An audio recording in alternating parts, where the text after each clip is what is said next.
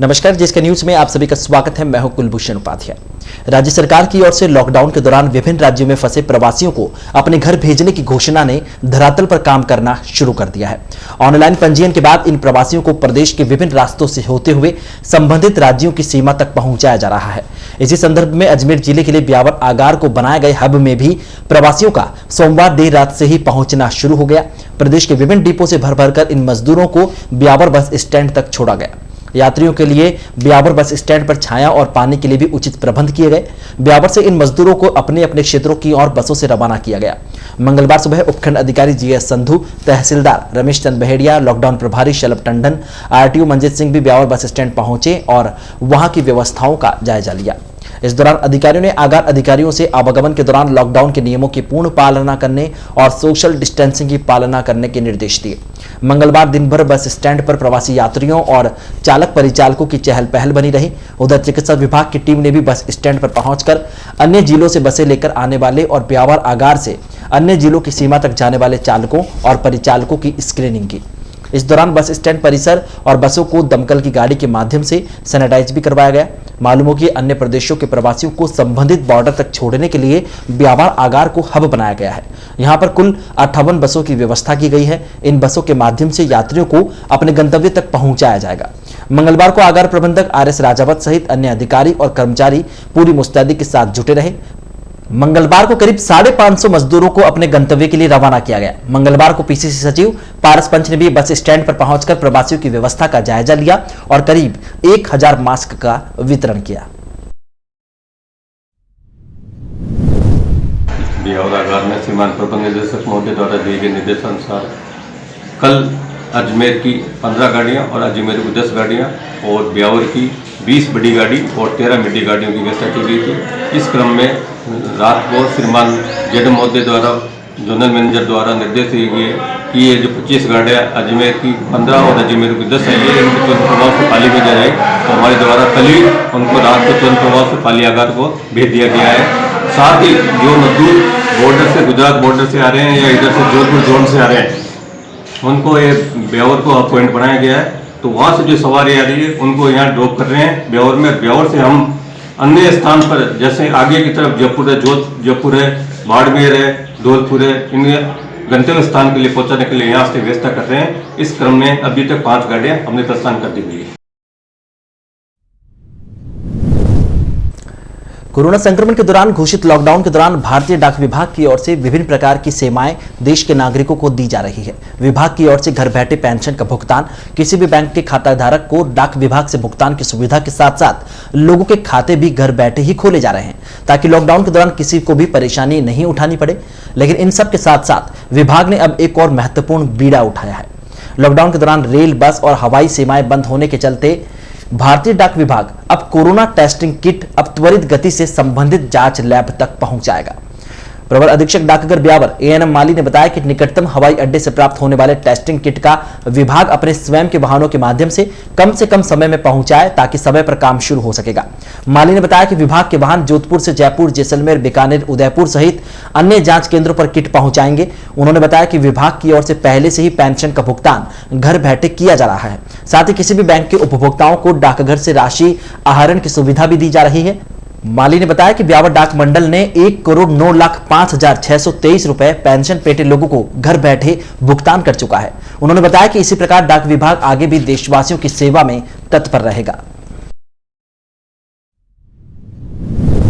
भारतीय डाक विभाग दिन प्रतिदिन कोविड-19 को हराने के लिए पूरे स्टाफ के साथ में पूरे जोर शोर से, पूरी हिम्मत के साथ एक कोरोना युद्ध की तरह को लड़ने के लिए सारे योद्धा तैयार हैं। अभी फिलहाल डिपार्टमेंट ने इनके जो किट होते हैं, टेस्टिंग किट, उनको पहुंचाने का जिम्मा भी हमारे ऊपर लिया है। हम जोधपुर से इन्हें तुरंत 10 घंटे के अंदर डिलीवरी देनी है। तो उसके लिए जोधपुर से जब हमारा मेल मोटर सर्विस से और हमारे जो विभागीय वाहन है उनके द्वारा हम 10 घंटे के अंदर झालावाड़ मेडिकल कॉलेज, कोटा, जयपुर, उदयपुर, बीकानेर और अजमेर और जयपुर मेडिकल कॉलेजेस के अंदर हम इनकी वितरण देंगे, जिसकी टाइम बाउंड डिलीवरी है। और इसके अलावा जगह जगह पर मेडिसिन्स वगैरह भी टाइम बाउंड तरीके से पूरे भारतवर्ष में 3 से 4 दिन के अंदर भिजवा रहे हैं। उसके लिए हमने अलग से व्यवस्था करी है, जबकि ट्रेन और अन्य बसें और अन्य साधन बंद है, लेकिन विभाग ने अलग से व्यवस्था करके हमारे मेल मोटर सर्विस से या डेडिकेटेड सर्विसेज लेकर के हमने इसको प्रारंभ किया है। साहब, हमें घर नहीं जाना है, हम यहाँ पर ठीक हैं, लेकिन अब खाने पीने की चीजों की परेशानी है, केवल हमारे खाने पीने की व्यवस्था करवा दो, हम यहीं पर रहना चाहते हैं। फैक्ट्री मालिकों ने भी हमारी खूब मदद की है, लेकिन उनकी भी सीमाएं हैं। भामाशाहों का भी सहयोग मिला है, लेकिन पिछले दिनों से परेशानियां हो रही है। किसी तरह पेट भरने का जुगाड़ हो जाए तो राहत मिल जाए।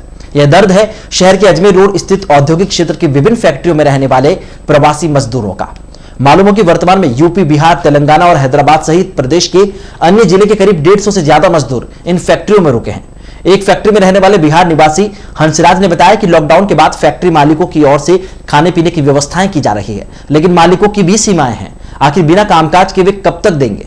इसी प्रकार बबलू ने बताया कि शुरू में तो शहर के कुछ भामाशाहों ने उनकी मदद भी की, कुछ राहत सामग्री के पैकेट भी मिले, जिसके कारण परिवार का काम चल गया। लेकिन पिछले दिनों से किसी भी प्रकार की कोई मदद नहीं मिल पा रही, जिससे उनका संकट बरकरार है, जिसके कारण परेशानियां उन्हें लगातार हो रही है।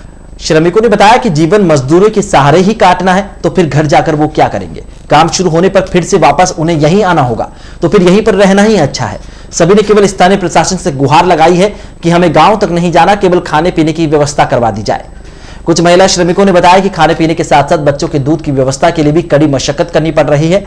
मंगलवार को धनीलाल, विपिन, हंसराज, बबलू, कालू, लक्ष्मण राम, अशोक, आशीष, सरिता देवी, सरोज देवी, सलमा, रसीदा सहित अन्य मजदूरों ने प्रशासन और स्थानीय भामाशाहों से खाने पीने की सामग्री की व्यवस्था करने की मांग की है।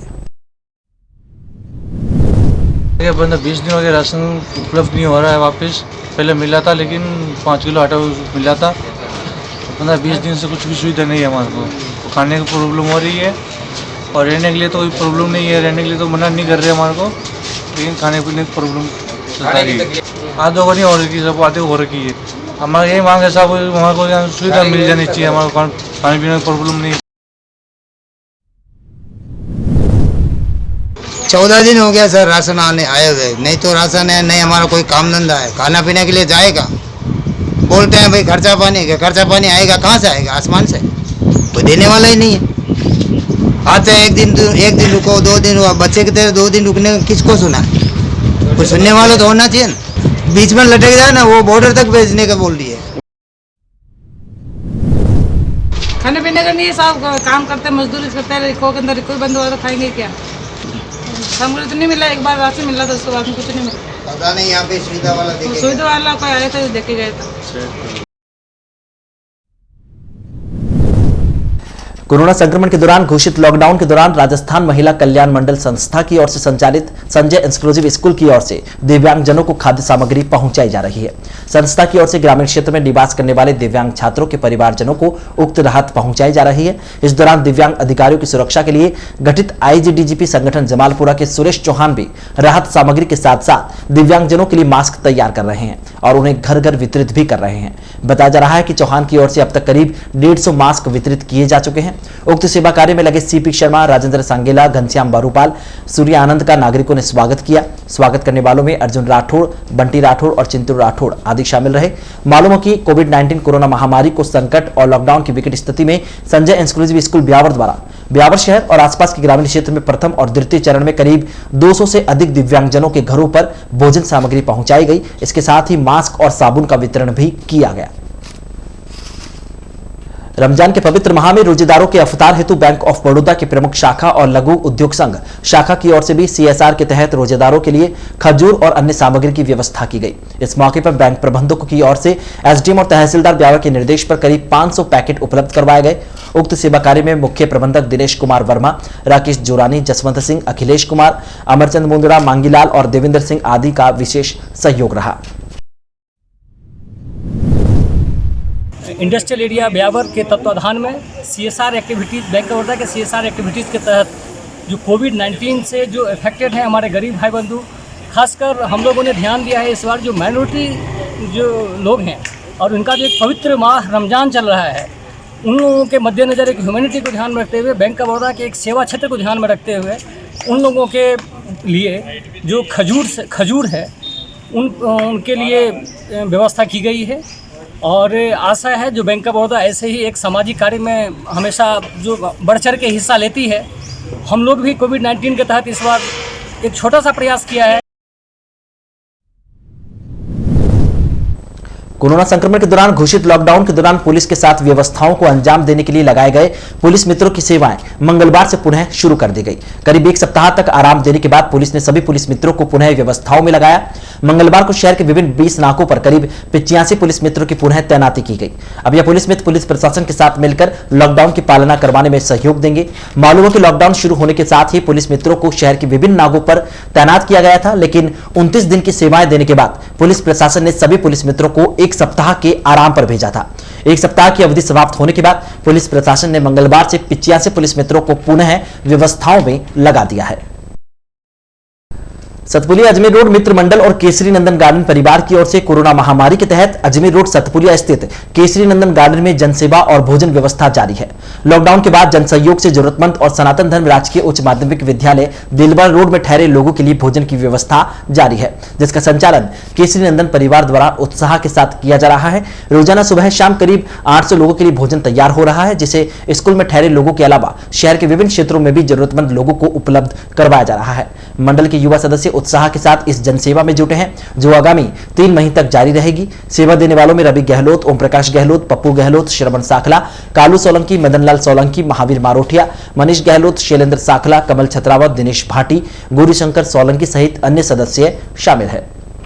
रोडवेज बस स्टैंड से प्रवासी मजदूरों की घरों तक छोड़ने की जानकारी मिलते ही पिपलाद स्थित यूनिवर्सल कंपनी में काम करने वाले 21 मजदूर भी घर जाने के लिए रोडवेज बस स्टैंड पहुंच गए। यूपी के बालिया क्षेत्र में रहने वाले सभी मजदूरों ने भी आगार प्रबंधक से मिलकर घर जाने की जिद की। इस पर आगार प्रबंधक ने इस संबंध में किसी प्रकार की कोई निर्देश नहीं होने की जानकारी देते हुए तहसीलदार से मिलने की बात कही। इसके बाद सभी मजदूर तहसील कार्यालय पहुंचे और वहां पर तहसीलदार रमेश चंद बहेड़िया से मुलाकात कर अपनी बात रखी। इस पर बहेड़िया ने सभी मजदूरों से बातचीत करते हुए बताया कि इसके लिए राज्य सरकार की ओर से एक पोर्टल जारी किया गया है, वहां पर पहले पंजीयन करवाना पड़ता है, उसके बाद मिले दिशा निर्देशों के बाद ही घर वापसी की व्यवस्था की जाएगी। इस पर सभी मजदूर सहमत हुए और ऑनलाइन पंजीयन करवाने की बात स्वीकार की। उधर तहसीलदार बहेड़िया ने इस संदर्भ में उपखंड प्रशासन को भी अवगत करवा दिया है। मंगलवार को मजदूरों के तहसील कार्यालय पहुंचने पर स्थानीय भामाशाहों ने उनके भोजन की व्यवस्था करते हुए उन्हें भोजन भी करवाया। शहर के वार्ड नंबर 53 स्थित न्यू हाउसिंग बोर्ड गड्डी थोरियान के निवासियों ने मंगलवार को उपखंड अधिकारी को एक ज्ञापन देकर क्षेत्र की विभिन्न समस्याओं की ओर ध्यान आकर्षित किया। इस दौरान क्षेत्रवासियों ने उपखंड अधिकारी को बताया कि लॉकडाउन के दौरान यहां के निवासियों को अब तक किसी प्रकार की राहत सामग्री वार्ड पार्षद की ओर से नहीं दी गई। इतना ही नहीं, वार्ड पार्षद की ओर से सर्वे के दौरान नाम लिखने के बाद भी नगर परिषद की ओर से बांटी गई राहत सामग्री भी नहीं पहुंचाई गई।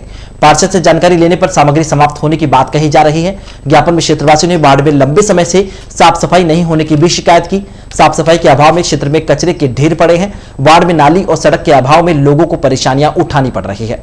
क्षेत्रवासियों ने शीघ्र ही समस्याओं के समाधान करवाने की मांग की है। ज्ञापन देने वालों में राहुल कुमार, अनुराधा, विमल गोयल, सोमलता, उम्मीद सिंह भाटी, लेखराज, पुष्पा देवी, दिनेश कुमार, किशन सिंह, विष्णु सहित अन्य क्षेत्रवासी शामिल थे। नालियों की सफाई नहीं हो रही है, उसके लिए हमने ज्ञापन दिया है। और लाइट हमारी बंद है, पार्षद से बोलते हैं तो कार्रवाई होती नहीं है। और अपने हाउसिंग बोर्ड ऑफिस में जाते हैं तो बोलते हैं यहाँ पे टेंडर खत्म हो चुका है। टेंडर वाले से बात करते तो हमें टेंडर पास नहीं हुआ, कैसे करेंगे सफाई। नगर परिषद वाले बोलते हैं कि हाउसिंग बोर्ड हमारे उसमें टेंडर उसमें एरिया में नहीं आता है, इसलिए हमने एसडीएम ऑफिस में जाके ज्ञापन दिया है। और पार्षद और जब से लॉकडाउन चालू हुआ तब से जो राशन सामग्री के जो किट मिलने थे और जो जिनके राशन कार्ड बंद है उन्हें गेहूँ भी मिलना था, इसका आश्वासन दिया था पार्षद ने, तो उसका ना तो गेहूँ मिला हमें और जो किट मिलने थे वो आधे एरिया में मिले, आधे में नहीं मिले। उसकी समस्या के लिए भी हमने ज्ञापन दिया एसडीएम साहब। पार्षद हमारे वार्ड नंबर 53 में निर्मल कुमार जी, उनको दिए, उनके हिसाब से दिया। आज उन्हें बुलाया भी था हमने सुबह, तो उन्होंने बोला मेरे हाथ में कुछ नहीं है, मैं कुछ भी कार्रवाई अभी कर नहीं सकता हूँ, नहीं मुझसे आगे से आ रहा है। और जब यहाँ पे वो जो आए थे नाम लिखने के लिए, तो उन्होंने लिस्ट में सभी का नाम लिखा और दिया आधे को ही है। कोरोना संक्रमण से बचाव के लिए शहर की विभिन्न गलियों और वार्डों में स्थानीय लोगों की ओर से सैनिटाइज किया जा रहा है। इसी कड़ी में मंगलवार को शहर के वार्ड नंबर 9 के किशनगंज और चांगचिता रोड पर हाइपोक्लोराइड सॉल्यूशन का छिड़काव किया गया। इस दौरान पार्षद मंगत सिंह मोनू, वीरेंद्र सिंह राठौड़ और राजू टाइगर की उपस्थिति में पूरे वार्ड में ट्रैक्टर के माध्यम से सैनिटाइजर का छिड़काव किया गया।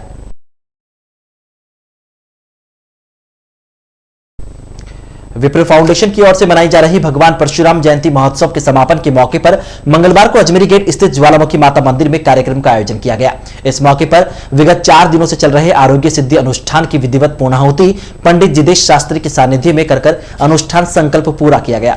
इस दौरान मंत्र उच्चारण और भोजन संकल्प करने वालों ने पूर्णाहुति में आहुतियां दी। विप्रो फाउंडेशन के इकाई अध्यक्ष हंसराज शर्मा ने बताया कि जिलाध्यक्ष रामावतार लाटा के नेतृत्व में 25 अप्रैल से आयोजित महोत्सव के तहत विगत 4 दिनों से अपने अपने घरों में रहते हुए महाकाली मंत्र का उच्चारण करते हुए कोरोना महामारी के संक्रमण से देश को मुक्ति दिलवाने की प्रार्थना की गई। साथ ही निर्धनों को भोजन भी उपलब्ध करवाया गया।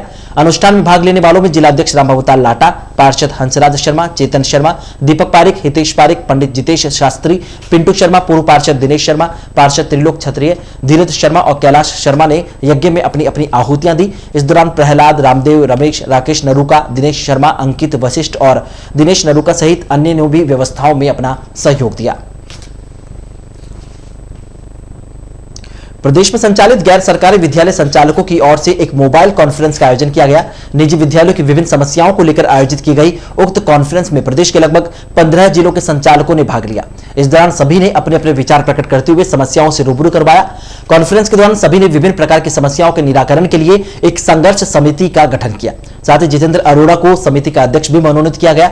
नवगठित समिति में भरत भाटी को सचिव, कुलदीप सिंह राठौड़ और लक्ष्मी नारायण टाक को कोषाध्यक्ष और अभिषेक चौहान व जितेंद्र सिंह राजावत को संघर्ष समिति का संरक्षक मनोनीत किया गया। नवगठित समिति के बैनर पर मंगलवार को विभिन्न समस्याओं को लेकर सीएम, शिक्षा मंत्री, निदेशक शिक्षा विभाग और सांसद के नाम एक ज्ञापन भी भेजा गया। कोरोना संक्रमण के दौरान घोषित लॉकडाउन के दौरान लोग अपने घरों में हैं, लेकिन चोर अपने घरों से बाहर घूमकर अपने हाथ की सफाई दिखाने से बाज नहीं आ रहे। अज्ञात चोर रात के समय घरों से बाहर खड़े वाहनों को उठा रहे हैं। ऐसा ही मामला सोमवार को बीती रात का है, जहां पर जानकारी मिली कि अज्ञात चोरों ने साकेत नगर हाउसिंग बोर्ड क्षेत्र में चोरी की वारदात को अंजाम देते हुए 3 बाइक और एक एक्टिवा स्कूटर चुरा लिया। इस संबंध में पीड़ित वाहन मालिकों ने सीडी थाना पुलिस में शिकायत दी है। जानकारी मिली कि शहर के साकेत नगर हाउसिंग बोर्ड निवासी रितेश कुमार भड़क, रमेश चंद सहित 2 और अन्य लोगों के दोपहिया वाहन चोरी हुए हैं, जो कि पिछले 7 दिनों के भीतर चोरों ने चुरा लिए हैं। मेरी यहाँ से गाड़ी चोरी हो गई मतलब, और मैं यहाँ आलू वाले काम करता हूँ। मैं सब चाय लेने के लिए आया, जब मेरी यहाँ गाड़ी मिली नहीं, और फिर मैंने उसके बाद में रिपोर्ट भी लिखाई। और उसके बाद में हमारे एक पड़ोसी है, उनकी भी गाड़ी चोरी हो गई है, और नई की नई गाड़ी थी मेरी पैशन प्रो, और मैंने थाने में रिपोर्ट भी दर्ज करा दी। करीब 2-3 साल हो गए भैया। मेरी गाड़ी थी पैशन प्लस 2008 का मॉडल है। वो 25 तारीख शाम को 5 बजे के बाद दिखाई नहीं दी। यहाँ घर के बाहर ही खड़ी थी, उसके बाद गायब हो गई। तो हमने कंप्लेंट कराने के लिए एप्लीकेशन दी थी अपने सिटी थाना में, पर उन्होंने एप्लीकेशन ली, लेकिन हमको कोई रिसिप्ट नहीं दी और ना हमको कुछ बोला कि लॉकडाउन के बाद होएगा। अब पता नहीं क्या हमारी कंप्लेंट हुई है या नहीं हुई, हमको नहीं मालूम। और एक हमारे पास में भी है मोटरसाइकिल, उनकी भी चोरी हुई थी हमारे से 4-5 दिन पहले। कोरोना संक्रमण के खतरे के बीच ब्यावर उपखंड के लिए राहत भरी खबर आई है। चिकित्सा विभाग की ओर से लिए गए सभी 193 कोरोना सैंपल की जांच रिपोर्ट आ गई है, जो कि नेगेटिव पाई गई। मंगलवार को 10 और सैंपल लिए गए, जिसकी पेंडिंग रिपोर्ट अभी बाकी है, लेकिन उससे पहले जो 35 रिपोर्ट आना बाकी था वो नेगेटिव आ गई है, जिससे कहीं ना कहीं ब्यावर को राहत मिली है। इस लिहाज से रूपनगर क्षेत्र से लिए गए सभी सैंपल भी नेगेटिव पाए गए। उधर अस्पताल प्रबंधन ने अब तक 745 लोगों को होम आइसोलेट किया था। उनमें से 376 लोगों की 28 दिनों की अवधि भी पूर्ण हो चुकी है। साथ ही विभाग ने विभिन्न चरणों में अब तक 2,23,538 लोगों का सर्वे करने का दावा किया है। चिकित्सा विभाग के मुताबिक अभी खतरा टला नहीं है, अतः अपने घरों में रहें और सुरक्षित रहें। तो ये था आज का इतिहास, और इसी के साथ आज के बुलेटिन में फिलहाल इतना ही। पूरी टीम के साथ दीजिए इजाजत, फिर मिलेंगे। नमस्कार।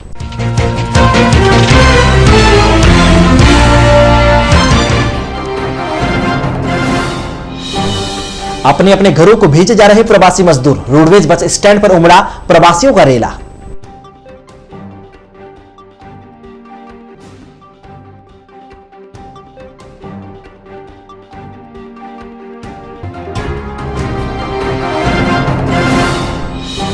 घर जाने की नहीं, केवल खाने की व्यवस्था करवा दो। अब सामने आया रिक्को के मजदूरों का दर्द।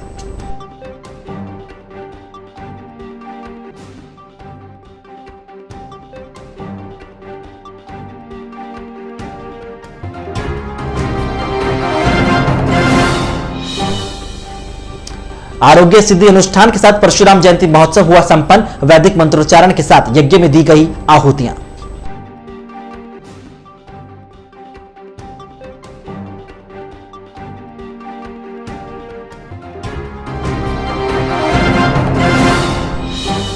और गड्डी हाउसिंग बोर्ड के निवासियों को अब तक नहीं मिली राहत। क्षेत्रवासियों ने एसडीएम को ज्ञापन देकर लगाई गुहार।